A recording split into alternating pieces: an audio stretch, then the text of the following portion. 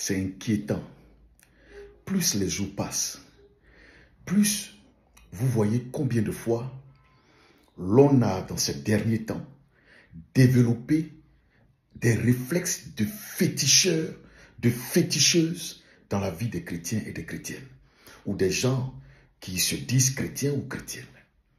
Ils sont à l'église, vous les voyez, ils parlent la langue, ils prêchent, ils évangélisent, ils ont de grosses Bibles, ils payent leur dîme, ils font tout ça, mais ils ont des réflexes de féticheurs, comme si ils s'étaient trompés de place. Voyez-moi, il y a une femme une fois qui est venue me voir. Et puis, quand j'ai fini de prier pour elle, elle expliquait son problème. J'ai prié pour elle, j'ai fini. Elle partait, elle me dit, papa, tu n'as pas un petit truc pour moi? J'ai dit, un petit truc. Elle dit, oui, il y a un peu d'huile que je peux mettre à la maison, ou bien mettre sur moi, ou bien de l'eau pour laver mon visage, ou bien un peu de sel pour mettre dans la maison pour que les sorciers ne rentrent pas. Elle tenait tellement à ça. Je lui ai dit, c'est pour faire quoi?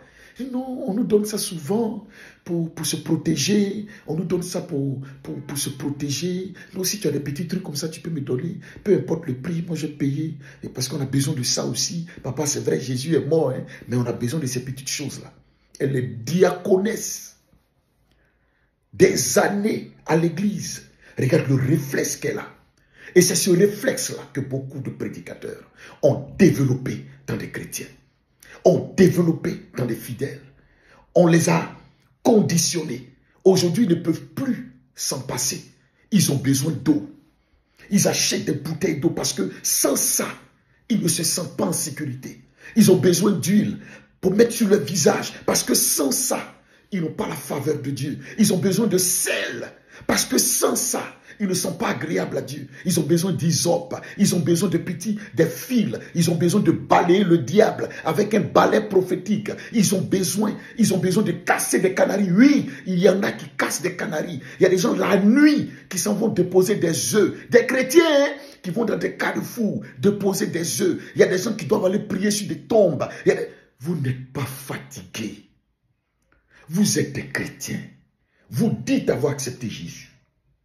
Mais regardez ce que vous faites. Vous n'êtes pas fatigué vous-même. Vous n'êtes pas fatigué. Soit vous êtes des féticheurs. Soit vous êtes des chrétiens. Soit vous êtes des féticheurs. Dans ce cas, dites-le ou retournez à votre vie ancienne. Soit vous êtes des chrétiens. Le nom de Jésus ne vous suffit plus.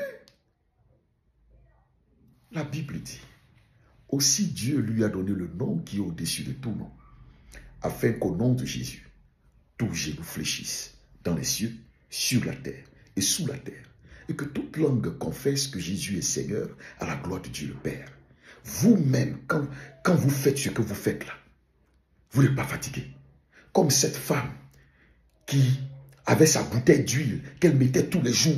C'est comme ça qu'elle se sentait en sécurité. Et la bouteille d'huile, et l'huile est finie. Son pasteur a voyagé. Elle n'arrive pas à le joindre. Elle panique. Elle panique. Elle est à la recherche d'un prophète pour avoir une nouvelle bouteille d'huile. Sinon, le diable va rentrer dans sa maison à cause d'une bouteille d'huile. Vous êtes sûr que vous êtes des chrétiens.